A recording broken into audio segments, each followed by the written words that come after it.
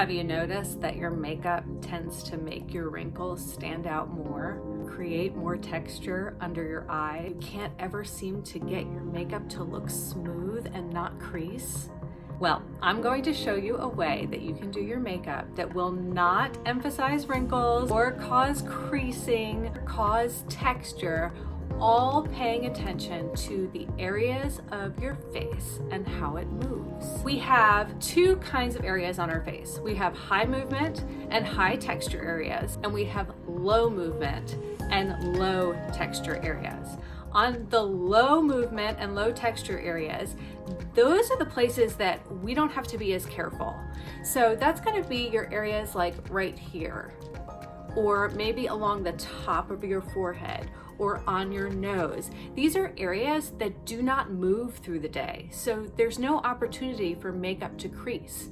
So we can put a makeup product on there that is high opacity, meaning that it's meant to cover without worrying about it creasing or causing extra texture. However, we do have areas on our face that are high movement and high texture areas. So that's going to be like the areas around our eyes. We're constantly blinking and moving our eyes.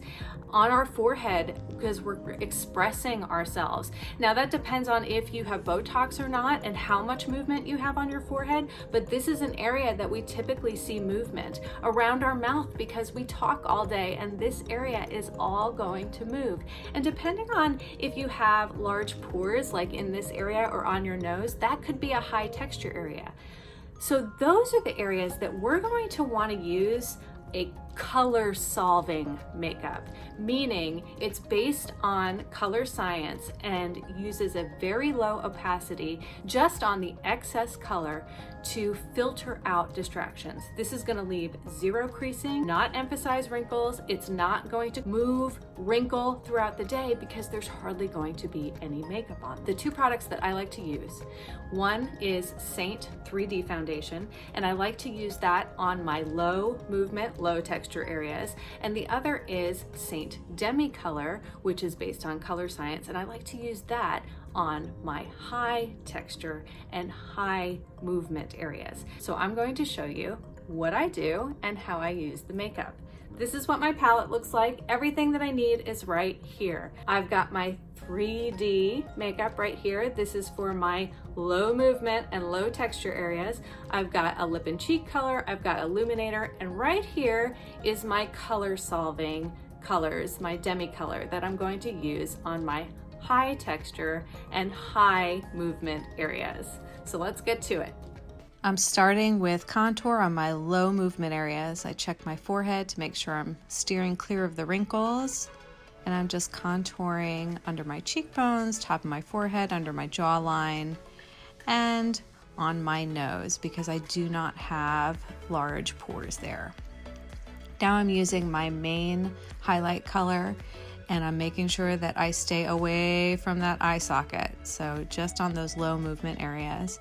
And now I'm using my brightener just on the very, very tops of my cheekbones, staying away from the eye socket, on my nose and chin, and down the sides of my nose. Now I'm using my lip and cheek color, and I'm just gonna blend that into my contour and my illuminator on the tops of my cheekbones. Next, I'm moving on to Demi color. I start with the under eyes. I'm putting an orange color here on the blue spots under my eyes to brighten them up and filter out those dark distractions. Right now I'm using a little bit of a pink color on some of the freckling and the melasma that's under my eyes that create the appearance of an under eye. And I'm just filtering all those up, and it's leaving them nice and bright. Now I'm doing the same thing to the little melasma spots and dark spots on the outside of my eye.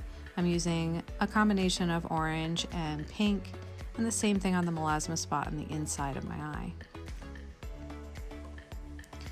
I've got some melasma on my upper lip, so I like to take care of any dark melasma spots with color solving, because that's really going to solve the problem instead of just mute it down.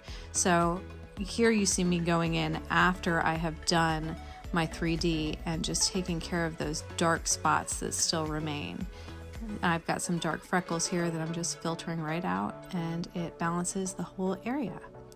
Now I am using Demi to highlight the top of my lips. I love doing this. It really just makes my lip color stand out, and just brightening a little bit with Demi color around my mouth. And that's it.